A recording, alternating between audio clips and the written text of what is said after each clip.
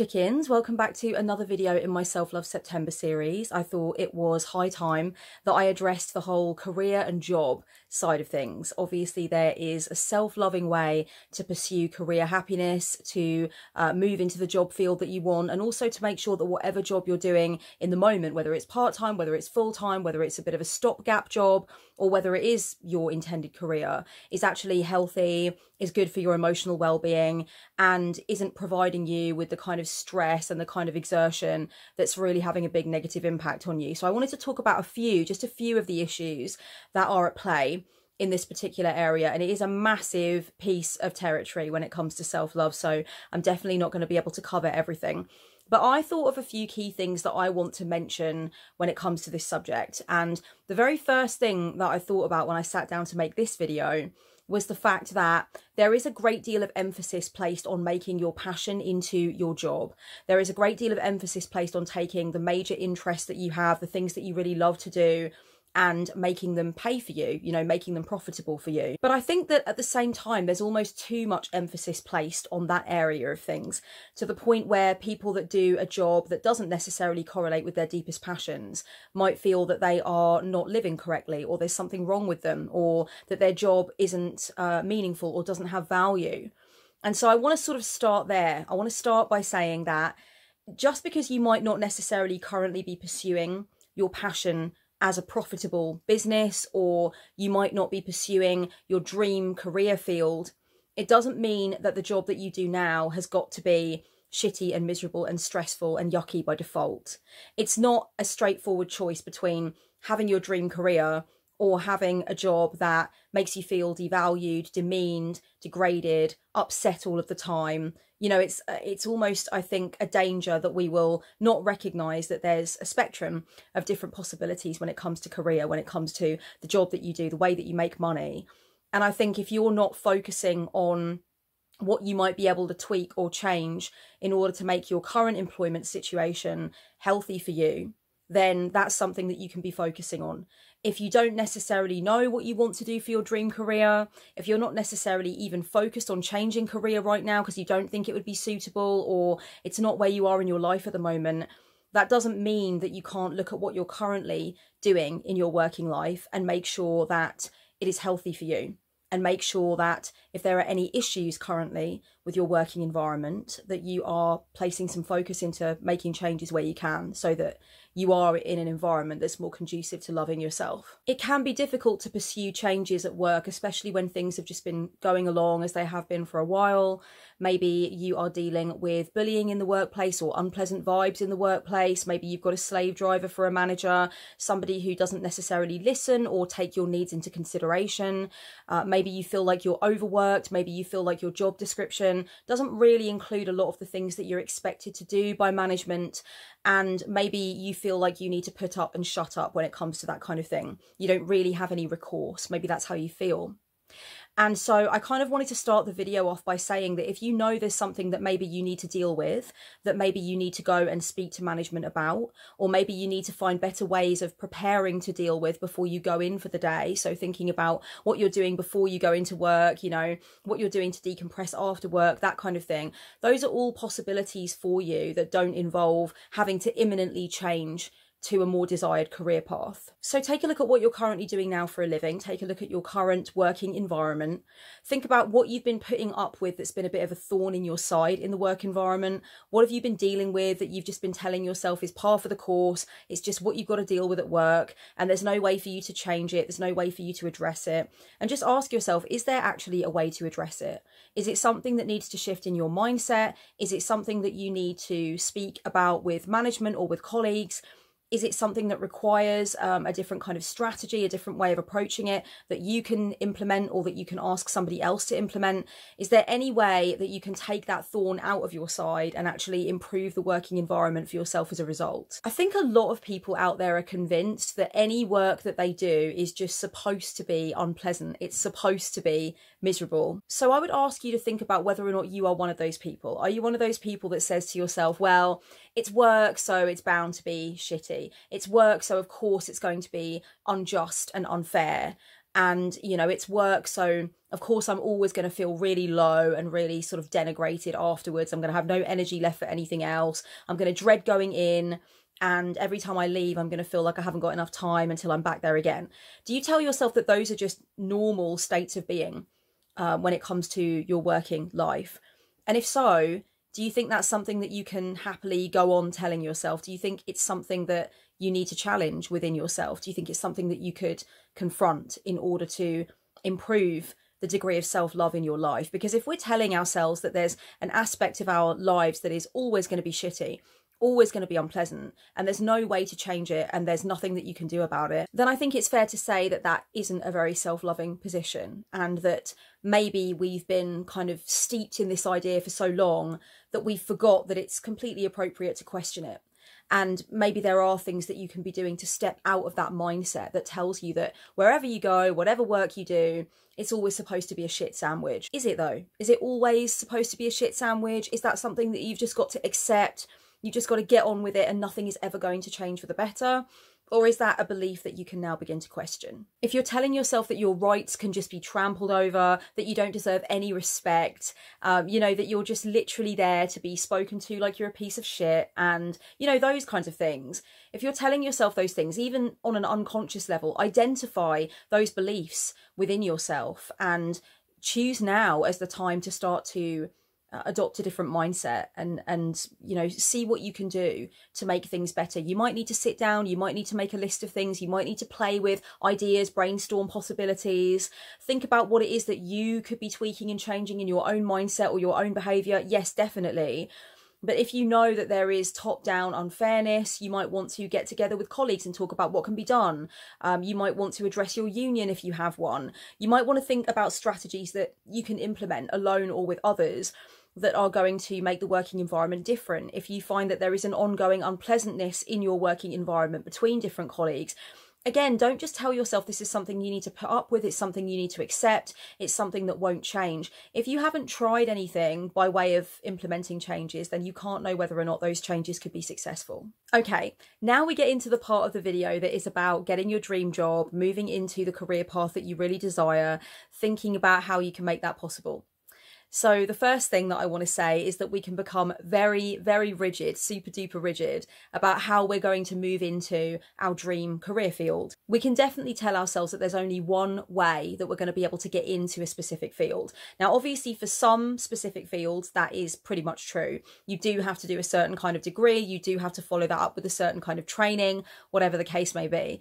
And that's something that sometimes people feel they're going to go back to in later life. Maybe they took up the mantle previously, but they ran out of money or they ran out of drive or different things sort of attracted their attention. And then as an act of self-love, they go back to that training later on. They go back into that degree later on and they, you know, they make it through to the end. But I think for a lot of people, there are so many different ways to get into a desired career path, and we're not really allowing ourselves to be creative about all of the ways that that can be done. If you have in mind a very tight, very defined idea of how you would get into your dream career, how you would start walking the joy path in terms of work, then definitely ask yourself, can you branch out in terms of what is possible or in terms of the different ways that you can approach your dream career? Particularly if you are finding that you are envisioning a way of getting into your dream job field and you're thinking, I can never do that. That's something that is impossible. That's something that is not going to work for me in terms of time, in terms of finances, in terms of logistics. Definitely ask yourself, are you being too rigid in terms of what you are thinking of as a way into the career path? I think there are lots of different ways up the mountain for lots of different careers. And particularly if you know the sort of field that you want to be in, but you don't know exactly what job position, you just know that you want to, for instance, work with animals or work with children or work in travel or whatever, you definitely can sort of broaden your horizons, because if you think about what kind of thing you want to be doing, what kind of themes you want to be working with, or what kind of industry, there are lots of different ways to get into lots of different kinds of jobs at various levels. in that industry. So don't be tempted to be super rigid about how you're going to make your way into it. Try to be creative and try to expand your sense of what's possible. I think this is a really good thing to do for people who are feeling disheartened currently about not being able to tap into their dream career field. I think sitting down and just brainstorming the various different ways that you can start to at least interact with that field would be a really good idea. So it's thinking about what you might need to do to start to even make your resume look better for tapping into jobs in that field. Do you need to do something in your spare time maybe? Do you need to do some form of certification? Maybe you want to get into volunteering in that area of things. Maybe it would be good for you to start social media accounts where you exhibit your understanding of the industry that you want to get into. All of these things can go towards actually being able to break into the dream career field. All of these things can position you perfectly for an opportunity arising in that career field. So it's thinking about how you can actually cushion yourself now with the things that you might need to be able to snag an opportunity when it arises. If you're on the outside and you're kind of looking into the dream career field and you're not in there, you don't have a job in that field, it's kind of upsetting you, it's always been kind of bugging you for a while, I think looking at what you're doing in your free time to position you to get into that field is really important. And like I mentioned, maybe volunteering, maybe starting social media accounts associated with that, maybe doing a certification or some other form of training is good. I think gathering research is really good. Just swatting up on things in your spare time can be really good. Joining a special interest group that's related to your dream career field is a good idea. If you know that it would be good for you to create a portfolio, start creating a portfolio. Don't think to yourself, well, you know, there's no point in doing any of these things before the opportunity is in front of me. There's no point in doing any of these things before I've gotten the certification. I think that it's always worth doing something that is going to put you in a better position to interview for the dream job or to move into making money in that desired field. This is definitely where discipline and self-mastery and taking responsibility all come into the equation. It can definitely feel difficult to acknowledge whereabouts you might be slacking off, sabotaging your own progress, saying that you want something, but then acting in a way that is completely opposite to that desire. So now's time for you to do a little bit of a check-in with yourself. Is it possible that you've been saying that you want to break into a specific industry or you want to do something specific for a job, but the way that you're spending your spare time, the way that you're investing your energy isn't really saying, it's not really screaming, I want this dream job, I'm really focusing on it, I'm really going after it. Rather, it's actually moving you in the other direction. You know, you might be wasting time and energy that you could really be investing into preparing you to get into that field or start doing that particular thing for work. Ask yourself genuinely, are you sabotaging your own ability to be able to break into this job that you desire? Only you can decide for yourself that it is high time that you stopped wasting your energy, wasting your focus, and that you actually begin to invest a decent amount of time and energy into preparing to get that dream job, preparing to go for interviews, preparing to start the side hustle, whatever you want that to be. Talking to you guys about this in this video is making me think about some key moments in my life where I recognised that it's just me. It's just me on my own. It's down to me to sort my life out. It's down to me to pull my fucking socks up. It's down to me to make the difference for myself. And when all is said and done, when I've had all of the hugs from friends and the advice and the supportive words, when I've listened to the podcasts, I've read the books, I've listened to the experts, the mentors, the inspirational coaches on YouTube, whatever it might be, at the end of all of that, at the end of everything that I've said to my friends and family about wanting the things that I want with my life, in the end, it's me on my own, facing myself, looking at the ways in which I've been bullshitting myself, sabotaging myself, not living up to what I know I'm capable of. And it's that moment where I just say, this ends now. This fucking ends now. I want this for myself. I know I need to put the work in, and that's what's got to be done. And it really is a moment where you have to be so strong. You have to be so solidified in your sense that this is what you want for your life.